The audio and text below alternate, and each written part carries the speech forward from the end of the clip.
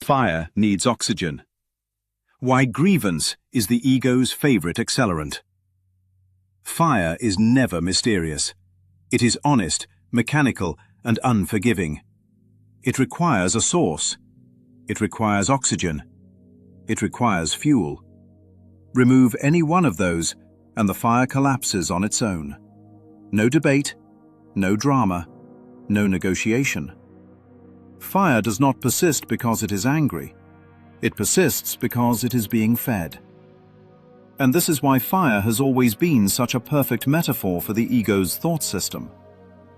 In the episode, the fire is not the crime. The fire is what comes after. It is introduced deliberately, not to create harm, but to hide it, to destroy evidence, to confuse cause, to stage a different story. That detail matters, because the ego never creates guilt. It tries to erase it. The attack has already happened in the mind. Fear has already been chosen.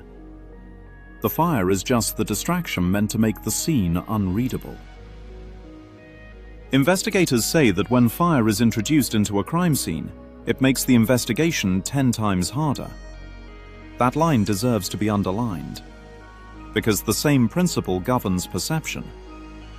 Introduce grievance into a relationship, and everything becomes harder. Introduce fear into interpretation, and clarity vanishes. Introduce attack into thought, and meaning fragments. Nothing is resolved. Nothing is healed. Everything becomes noisy, complex, and distorted. Fire never reveals truth. It obscures it. The episode offers another quiet revelation. The fire goes out because the bedroom door is closed. No oxygen, no air, no fuel. Fire does not argue its way back to life. It does not demand justice. It does not insist on being understood. It simply dies when it is no longer fed. That oxygen is attention. Grievance is oxygen. Rehearsal is oxygen. Retelling is oxygen. Justification is oxygen. The ego does not survive on events. It survives on focus. Remove the attention, and the fire collapses without resistance.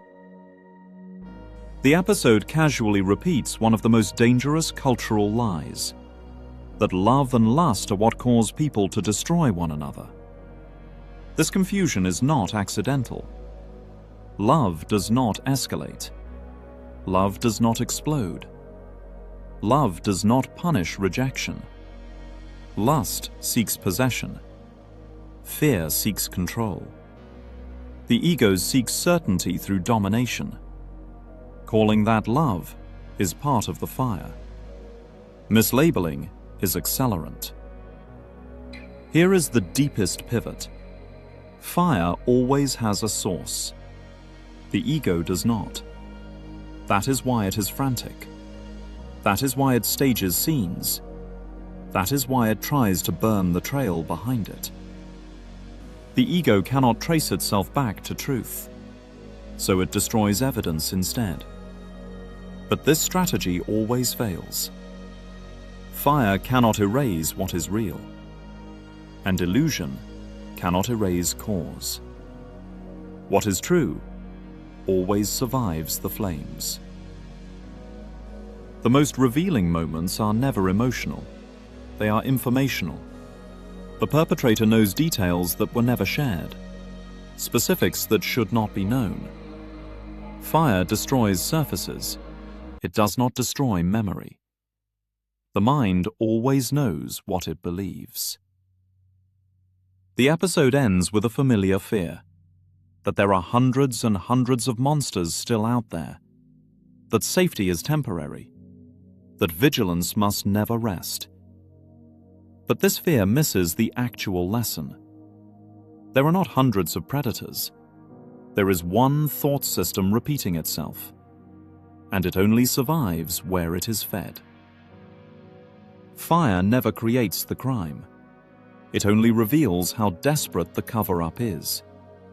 And the ego is nothing but a cover-up for a belief that never had a source. No oxygen, no fuel, no attention. The fire goes out. That is not denial. That is physics. And metaphysics never contradicts reality. It simply explains why illusion fails the same way every single time. Submitted for your approval. A fire that never began where it claimed to begin. A blaze that demanded fuel, air, and attention, and disappeared the moment one of them was removed. In this case, the flames did not reveal the truth. They obscured it. They complicated it. They delayed it. Much like fear. Much like grievance. Much like the quiet inner arsonist that insists danger must be everywhere, simply because it keeps striking matches in the dark. Fire, whether in a room or in a mind, is never self-sustaining. It lives only as long as it is fed. It survives only as long as it is believed. Remove the oxygen, and even the fiercest blaze leaves nothing behind but ash, and the uneasy realization that it was never as powerful as it seemed. Tonight's lesson comes not from the flames themselves, but from what happens when they are finally starved. You have just witnessed an experiment in combustion, perception, and the fragile architecture of fear. A brief stop in a place where false fires burn brightly, until no one is left watching. The Twilight Zone.